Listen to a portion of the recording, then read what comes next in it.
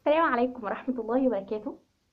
بستغرب جدا لما بلاقي بنات أو سيدات نساء كبار بييجوا يقولوا لي احنا ما عندناش الحاجة اللي تؤهلنا ان احنا نكون ناجحين. احنا ما بنعرفش نعمل حاجة.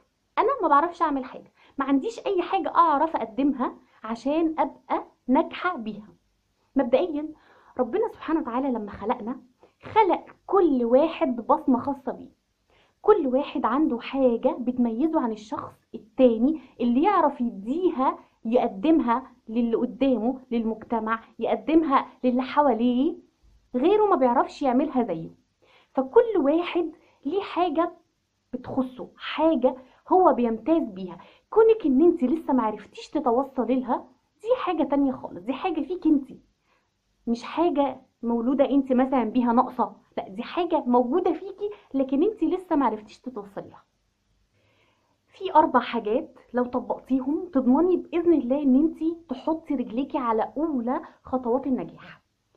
أول حاجة ان انت تكتشفي نفسك، تكتشفي ايه اللي جواكي، ايه اللي انت مش ما طلعتيهوش قبل كده، ايه الحاجة اللي فيكي مش في اختك، مش في اخوكي، مش في جارتك، مش في بنت خالتك، مش في اي حد انت نفسك تكوني زيه، حاجة مختلفة. ايه اللي انت بتعرفي تعمليه، ايه اللي انت ممكن تبدعي فيه، ايه اللي انت ممكن تتعلميه اصلا، ايه اللي ممكن لو انت اتحطيتي في موقف يستدعي ان انت تثبتيه تقدري تعملي كده. ايه الحاجة اللي انا ما شفتهاش في نفسي قبل كده. فتشي، اعرفي ايه اللي جواكي. بالظبط كأنك عندك طفل صغير بتحاولي تشوفي ايه المهارات اللي عنده، يقدر يعمل ايه، ما يقدرش يعمل ايه، لو حطيتيه في الموقف ده يعرف يسد ولا لا. اعملي كده مع نفسك. انت اولى واحق ان انت تطبطبي على نفسك وتكتشفي مهاراتك، حاولي تكتشفي نفسك. تاني حاجة ان انت تكوني تحددي هدف. انت عايزة تبقي ناجحة ليه؟ يعني انت عايزة تبقي معاكي فلوس كتير، ولا عايزة يبقى ليكي مكانة في المجتمع، ولا عايزة تبقي حد مشهور بقى، شخصية مشهورة وليكي سلطة، ولا عايزة تبقي صاحبة علم، عايزة تبقى ليكي مثلا أبحاث أو ليكي عامة أي حاجة ليها علاقة بالعلم. لازم تحددي الهدف بتاعك عشان على الأساس ده هتبدأي تطلعي السلم بتاع النجاح.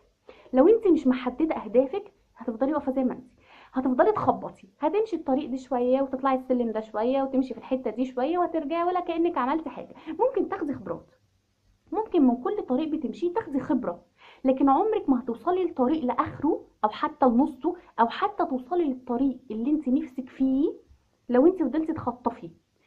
فعشان كده لازم تحددي الهدف اللي انت عايزاه.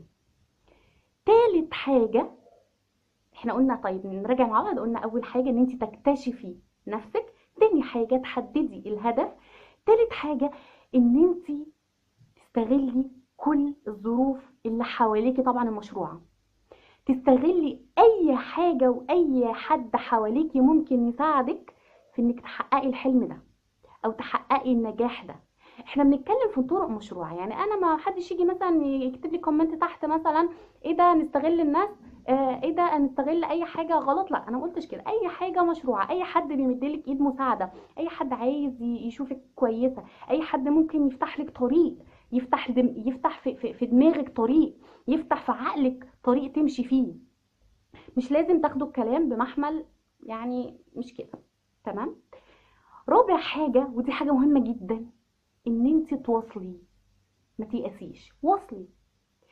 اللي هيخليكي دورتي جوه نفسك وقعدتي تدوري على الهدف وبعد كده قعدتي تشوفي ايه الطرق والسبل اللي حواليكي عشان تستغليها وان انت تتعززي بيها، واصلي. في ناس كتير قوي قوي بيوصلوا لحاجات وبيقعوا في النص، لا لا لا لا خلاص انا مش قادر، انا مش قادره اكمل، خلاص انا لغايه كده انا هقف، انا جبت اخري. فين اخرك؟ انت عايشه تتنفسي وبتاكلي وبتشربي وبتخرجي وبتقابلي ناس وبتقعدي. فين اخرك؟ اخرك ده لما الروح خلاص بتخرج، ده اخرك. اخرك ده اللي هو انت ما عندكيش طاقه تبذليها، ما عندكيش نفس تتنفسيه، ما عندكيش حياه تعيشيها، فده اخرك. لكن طول ما انت عايشه انت لسه اخرك ما جاش. ففي ناس، في ستات عامة لما بيكلموني واقول لهم الحاجات دي يقولوا لي لا احنا ما عندناش، اسكتي انت مش فاهمه حاجه، احنا ما عندناش اصلا. يا ستي دوري. يعني انت عايزه ايه؟ عايزه تشتغلي مش عارفه تشتغلي ايه؟ ست بيت وعندك ولادك وعندك بيتك، مش عارفه تعملي اي حاجه، مش عارفه توصلي لطريق يوصلك مثلا. تعرفيش تعملي اكل؟ طبعا انت ست بيت بقى، يعني ما تقوليش انك قاعده في البيت حتى الاكل ما تعرفيش تعملي اكل. ممكن تنضفي خضار وتغلفيه وتبيعيه اونلاين. ممكن تعملي نفس الموضوع ده وتتفقي مع ناس في سوبر ماركت او في محلات، ياخدوا منك الخضار المتنضف ويبيعوه ويبقى ليكي نسبة. ممكن تعملي الاكل جاهز في البيت وتعلبيه وتبيعيه عن طريق نت، عن طريق معارف، عن طريق ناس جيران. ممكن تبيعيه تديه لحد واحد او واحده تكون تقدر ان هي تعرف تتعامل وبيع وشراء، وتقف قدام مصلحه حكوميه وتبيعه. انت ما تعرفيش تعملي كده؟ ما بتشوفيش حد بيعمل كده؟ ما بتعرفيش تعملي اكل؟ يعني انا هقول لك ان انت ما بتعرفيش تعملي اكل، ما بتعرفيش تخيطي، ما تقدريش ان انت تخيطي في البيت حاجات، تبداي مشروعك صغير تخيطي حاجات، دريسات، بلوزات، جيبات، بناطيل، هدوم مدارس، وتبداي تتفقي مع حد يسوقها لك، تسوقيها انت لنفسك، بلاش حد يسوقها، تسوقيها لنفسك. ما تقدريش كروشيه؟ بنات في اعدادي دلوقتي بدأوا يعرفوا يعملوا كروشيه. تقدريش تاخدي الموضوع ده مش هواية بقى، كشغل؟ حاجات كتير قوي بتعمليها في البيت ممكن ان انت تعملي بيها مشروع لنفسك عشان تبدأي تبقي ناجحة. النجاح مش كله ورقة وقلم، النجاح مش كله ابحاث ونظارات ومشاوير ومروح ومجي وجامعات. النجاح مش ده وبس. النجاح طول ما انت ناجحة في بيتك هتعرفي تنجحي بره. انا ما اقدرش احكم على حد انه فاشل ولا على نفسي فاشله طول ما انا بعرف اعمل حاجه واحده بس. تعرفي تعملي حاجه واحده بس يبقى انت مش فاشله. الحاجه الواحده بس دي في غيرك كتير ما يعرفوش يعملوها، في غيرك كتير ما يعرفش يعمل اكل، في غيرك انا مش عارفه انحرق انا دمي ليه، بس علشان يعني عايزه اوصل لكم المعلومه، استحملوا شويه ايه عشان انا منفعله. فالحاجه الواحده بس اللي انت ما تعرفيش تعملي غيرها في الاف ما يعرفوش يعملوها اصلا. اذا انت متفوقه، اذا انت عندك علم دكتوره في الجامعه ممكن ما يكونش عندها. ما تستقليش بأي حاجة عندك، استغلي كل نفس فيكي عشان تبقي ناجحة. ما توقفيش. عندك 30، عندك 40، عندك 50، عندك 60 سنة، فيكي نفس تقدري تعملي حاجة اعمليها. ما توقفوش يا جماعة حياتكم. أعرف ناس كتير جدا وقفوا حياتهم لمجرد وعكة، مجرد وقفة، مجرد وقعة، مجرد كسرة اتكسروها، خلاص حياتهم ضاعت.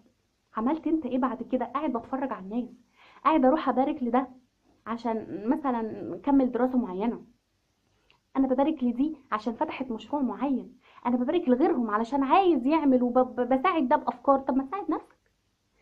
انا عايزه اقول لكم يا جماعه النجاح سهل جدا للي عايز يوصل له، وسهل جدا للي محتاج يوصل له. مفيش نجاح بيروح لواحد نايم على السرير ما بيعملش حاجه، مفيش نجاح بيروح لحد، انت اللي بتروح للنجاح، والتوفيق بتاع ربنا. ما تقارنوش نفسكم بحد، كل واحد عنده اللي مش عند غيره.